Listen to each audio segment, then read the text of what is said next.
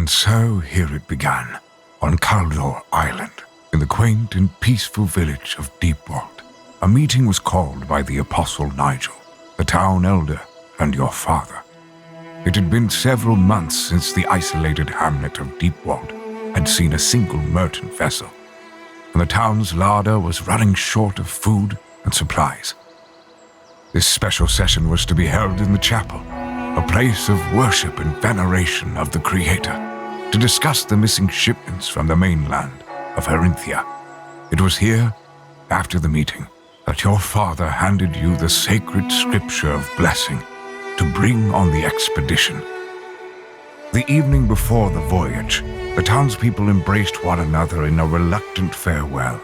Excitement was soon replaced with tears as the meager crew realized the possible dangers that lay ahead. The ship's company consisted of only you, an ambassador, a merchant, several hunting dogs, and a small number of deckhands and their captain. The next morning, the massive keel released from the modest dock to begin its journey eastward. The Sea of Sorrows was unusually calm this day, goading the captain to cross the point of no return. But shortly, after passing the halfway point, the clouds grew dark in an unnatural fury that almost seemed planned. As the waves reached heights as tall as a guard tower, and the rain pummeled the ocean surface with violence never seen before, the crew began witnessing long appendages, like that of oak trees, peeking out between the storm's watery barricades. The source of the tentacles revealed itself above the waves, the horror of mythical stories staring them down. Leviathan.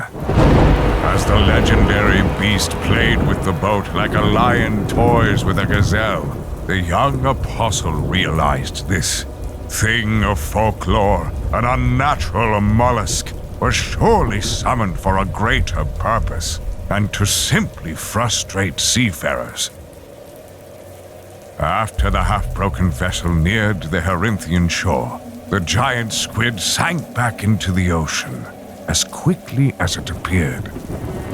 With the St. Mirabel's hull cracked nearly in two, you lost sight of the chaos as you plunged deep into the water's depths.